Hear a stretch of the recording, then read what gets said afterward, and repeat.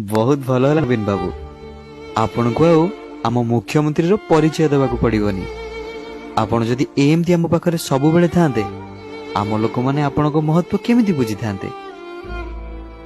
मनीष निज लोक मान महत्व सेतेबेले बुझी थाए जेतेबेले से माने दूर को चली जाती। अरे कौन दरकार थिला, कौन दरकार थिला ए ओडिशा पई एते निस्वार्थपर सेवा जोगाई देबा।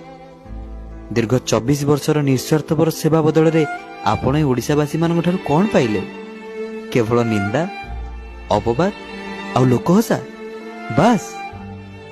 अरे कौन दरकार थिला बन्या बात्या भली प्राकृतिक विपर्य समय देवदूत होई लोकन पाखरे ठिया हबा? आउ पुणी कौन दरकार थिला जे कोरोना महामारी समय निज लोक मान को बंचाइबा सहित अन्य राज्य को ऑक्सीजन सिलिंडर सप्लाई करी ओडिशा को सारा भारत रे प्रशंसार पात्र कराइबा?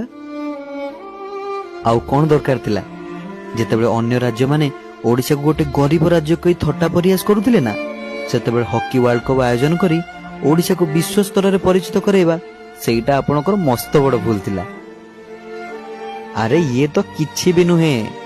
1 टंका रे चाउल देवा, बीएसकेवाई कार्ड रो व्यवस्था करिबा, 5 टंका रे आहार केंद्र खोलिबा, आ श्रीमंदिर परिक्रमा प्रकल्प एभलिया गोटे ऐतिहासिक प्रकल्प करिबा, एते सब सुविधा करिबा कोन दरकार थिला जे? आपण देखिले ना आपनकर एते सब सेवा बदल रे आपण को ओडिशावासी केमिति पादरे आड़े देले।